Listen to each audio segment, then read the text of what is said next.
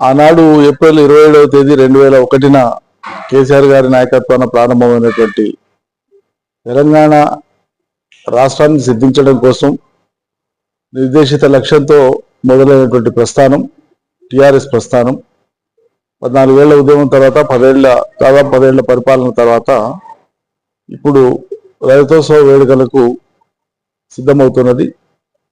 వేడుకల వేదిక వరంగల్గా లక్షలాది మంది తెలంగాణ వ్యాప్తంగా అన్ని గ్రామాలు అన్ని పట్టణాల నుంచి కూడా భారీగా తరలడానికి సన్నద్ధమై ఉన్నారు.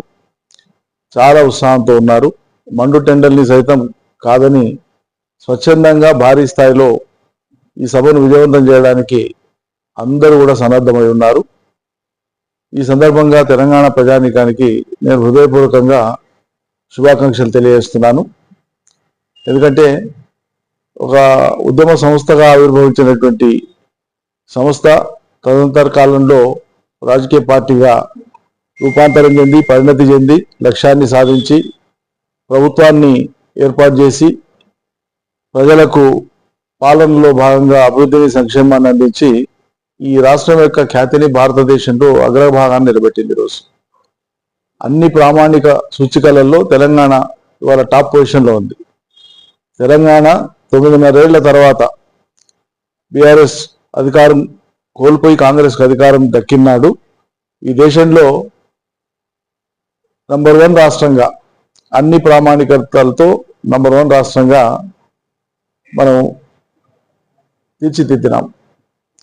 దురదృష్టవశాత్తు ఈ ఏడాదిన్నర కాలంగా కాంగ్రెస్ ప్రభుత్వం పూర్తిగా తిరోగమన వైఖరితో అసమర్థతతో చాతగానితనంతో అదేవిధంగా కేవలం ఈర్ష్యా ద్వేషాలతో రాజకీయ దుర్దేశాలతో పాలన చేస్తుంది తప్పిస్తే పరిణతి అవగాహనతో రాష్ట్ర ప్రజల యొక్క నమ్మకాన్ని నిలబెట్టుకునేటువంటి విధంగా లేదా వాళ్ళు ఇచ్చిన హామీలను నిలబెట్టుకునేటువంటి విధంగా పనిచేయడంలో ఘోరంగా విఫలమైపోయింది.